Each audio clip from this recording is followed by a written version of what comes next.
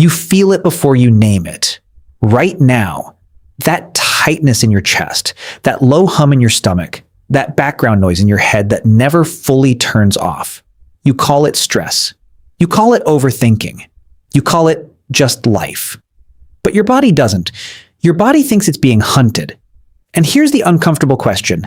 If anxiety is ancient, why does it feel like it's winning now? That's not a history question. That's an identity question.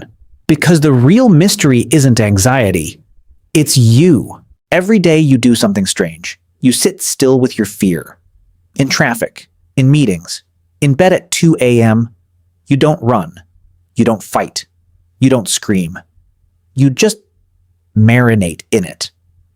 And that's weird, because for 200,000 years, anxiety was never meant to be felt sitting down. It was meant to be used. So here's the real question. What did ancient humans understand about anxiety that you don't? And what did we trade away to become this constantly buzzing version of ourselves? Let's feel this first.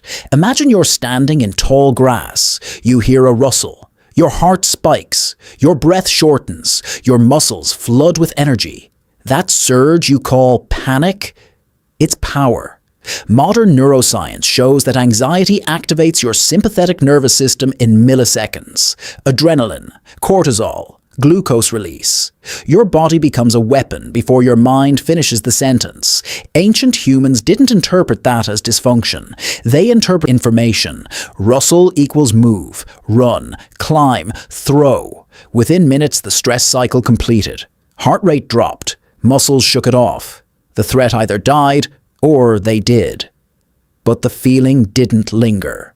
Now look at you. Your rustle is an email, a notification, a bill, and you can't outrun any of them. So the anxiety never finishes its sentence. And here's where it gets unsettling. Anxiety isn't worse today. It's incomplete. But that raises a bigger question. If anxiety is just unfinished survival energy, why can't you just burn it off? You've tried. Gym, breathwork, meditation apps. Still buzzing. Here's the twist. Ancient anxiety wasn't individual. It was shared. Hunter-gatherer tribes lived in groups of 30 to 50 people. When danger appeared, everyone's nervous system synchronized. Heart rates aligned, breathing matched, movement coordinated. Fear was collective. Today, your anxiety is private. You scroll alone, worry alone, spiral alone. And studies on social regulation show that co-regulation, simply being physically near trusted humans, reduces cortisol significantly faster than solitude. Ancient humans didn't manage anxiety better. They distributed it across bodies, across roles, across the tribe. So what happens when you carry tribal fear in a single skull? It gets heavy. But there's another layer, and this is where something you believe might quietly flip. You think ancient life was more stressful. Predators, famine, exposure, constant danger, right?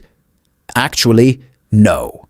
Anthropological data suggests hunter-gatherers worked fewer hours than modern office workers. Food insecurity existed, yes, but chronic psychological stress was rare compared to modern industrial societies. Their stress was acute. Yours is abstract. They feared what they could see. You fear what might happen. Reputation, status, future scenarios that don't exist yet. Your brain evolved to detect movement in bushes. Now it's scanning for movement in social hierarchies, and it never finds the edge. So it never turns off. Everything you thought about anxiety being too much might be slightly wrong. It's not too much. It's too constant. And constant anxiety reshapes identity. You stop being someone who feels fear. You become an anxious person. Ancient humans didn't have anxious personalities. They had anxious moments. And that difference changes everything. But here's the question that should bother you. If our ancestors completed stress cycles through movement and community, what completes yours? Because distraction doesn't. Scrolling doesn't. Numbing doesn't. Overworking doesn't. In fact, those three might be the new predators. The phone, the chair, the comparison. And here's the data that lands heavy. Chronic stress without physical discharge increases inflammation, suppresses immunity, and alters hippocampal function. the part of your brain tied to memory and emotional regulation. In simple terms, unfinished anxiety changes who you are. So maybe the real mystery isn't how ancient humans dealt with anxiety. Maybe it's why we stopped. And now we open the last door. Ancient humans had something you barely experience anymore. Clear endings. The hunt ended, the storm passed, the night fell. Modern life doesn't end. Work follows you home. News follows you to bed. The world follows you into your dreams. Your nervous system never gets the signal. It's over, so it stays ready, forever. And here's the grief in that. We gained safety. We gained medicine. We gained civilization. But we lost rhythm. We lost shared fear. We lost the clean edge between danger and peace. And without that edge, anxiety stopped being a messenger and became an atmosphere. You were not built for atmosphere. You were built for moments. And somewhere between the campfire and the screen, you traded a body that moved fear out for a mind that holds it in. That's not a flaw. It's a mismatch. And maybe the real question isn't, why am I so anxious? Maybe it's, what would my body need to feel finished again? Because ancient humans didn't defeat anxiety. They completed it. And you still can, but only if you remember what was lost.